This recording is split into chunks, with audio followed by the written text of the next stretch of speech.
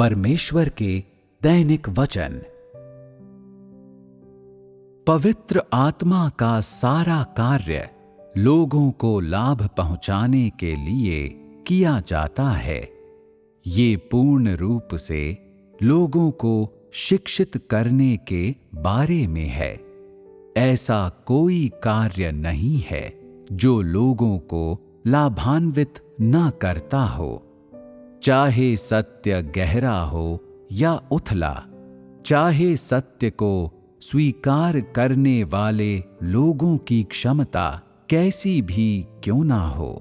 जो कुछ भी पवित्र आत्मा करता है, ये सब लोगों के लिए लाभदायक है, परंतु पवित्र आत्मा का कार्य सीधे तौर पर नहीं किया जा सकता। इसे पवित्र आत्मा के साथ सहयोग करने वाले लोगों के जरिए व्यक्त किया जाना चाहिए, तभी पवित्र आत्मा के कार्य के परिणाम प्राप्त किए जा सकते हैं। निस्संदेह जब पवित्र आत्मा प्रत्यक्ष तौर पर कार्य करता है तो उसमें कोई मिलावट नहीं होती, परंतु जब पवित्र आत्मा मनुष्य के माध्यम से कार्य करता है तो ये कलुषित हो जाता है और पवित्र आत्मा का मूल कार्य नहीं रह जाता। इस तरह से सत्य विभिन्न अंशों तक बदल जाता है। अनुयायी पवित्र आत्मा के मूल इरादे को न पाकर पवित्र आत्मा के कार्य और मनुष्य के अनुभव एवं ज्ञान के संयोजन को प्राप्त करते हैं। अनुयायियों के द्वारा जो प्राप्त किया जाता है, उसका जो भाग पवित्र आत्मा का कार्य है सही होता है, जबकि उनके द्वारा प्राप्त मनुष्य का अनुभव और ज्ञान भिन्न भिन्न होते हैं, क्योंकि कर्मी भिन्न भिन्न होते हैं। जिन कर्मियों को पवित्र आत्मा की प्रबुद्धता और मार्गदर्शन प्राप्त हो जाता है, वे प्रबुद्धता और मार्गदर्शन के आधार पर अनुभव पाते जाएंगे। इन अनुभवों में मनुष्य का मन और अनुभव और साथ ही मानवता का अस्तित्व मिला हुआ होता है। उसके बाद वे वो ज्ञान या अंतर्दृष्टि प्राप्त करते हैं जो उनमें होनी चाहिए।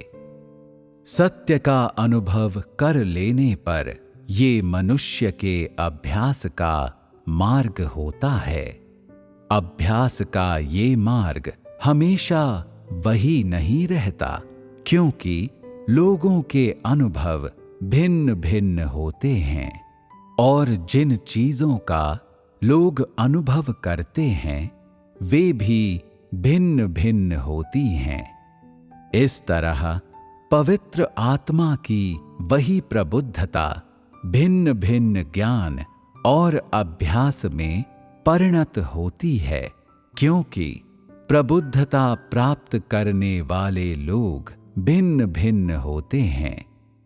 कुछ लोग अभ्यास के दौरान मामूली गलतियां करते हैं, जबकि कुछ लोग बड़ी गलतियां करते हैं और कुछ लोग तो सिर्फ गलतियां ही करते हैं, क्योंकि लोगों की समझने की क्षमता भिन्न होती है और उनकी अंतर्निहित क्षमता भी भिन्न होती है।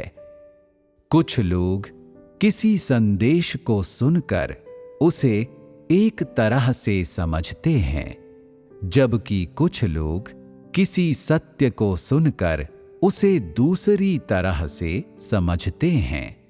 कुछ लोग जरा सा भटक जाते हैं, जबकि कुछ लोग सत्य के अर्थ को बिल्कुल भी नहीं समझते। इसलिए इंसान की समझ ही तय करती है कि वो दूसरों की अगुवाई कैसे करेगा।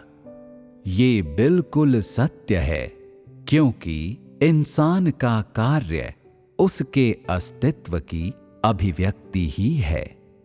जो लोग सत्य की समझ रखने वाले लोगों की अगुवाई में होते हैं, उनकी भी सत्य की समझ सही होगी। अगर ऐसे लोग हैं भी जिनकी समझ में त्रुटियां हैं, तो भी ऐसे लोग बहुत कम हैं और सभी में त्रुटियां नहीं होंगी। यदि किसी की सत्य की समझ में त्रुटियां हैं, तो निस्संदेह उनमें भी त्रुटियां होंगी जो उसका अनुसरण करते हैं। ऐसे लोग हर तरह से गलत होंगे। अनुयायियों की सत्य की समझ की मात्रा मुख्य रूप से कर्मियों पर निर्भर करती है। निस्संदेह परमेश्वर से आया सत्य सही और त्रुटिहीन है और इसमें कोई संदेह नहीं है, परंतु कर्मी पूरी तरह से सही नहीं होते और उन्हें पूरी तरह से विश्वसनीय नहीं कहा जा सकता।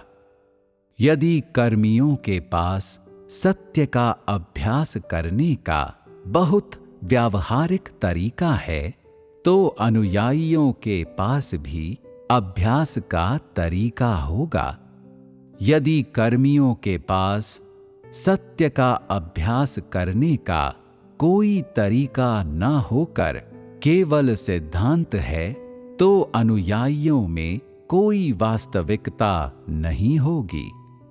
अनुयायियों की क्षमता और स्वभाव जन्म से ही निर्धारित होते हैं और वे कार्यकर्ताओं के साथ संबद्ध नहीं होते, परंतु अनुयायियों के सत्य को समझने और परमेश्वर को जानने की सीमा कर्मियों पर निर्भर करती है।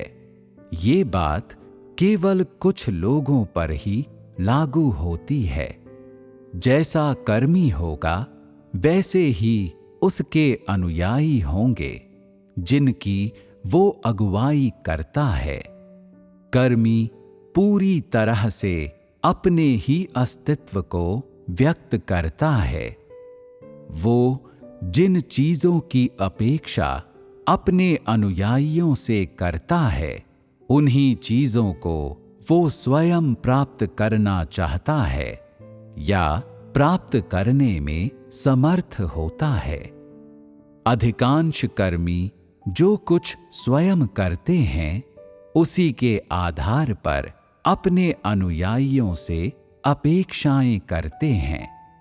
इसके बावजूद कि उनके अनुयायी बहुत सी चीजों को बिल्कुल भी प्राप्त नहीं कर पाते और जिस चीज को इंसान प्राप्त नहीं कर पाता, वो उसके प्रवेश में बाधा बन जाती है।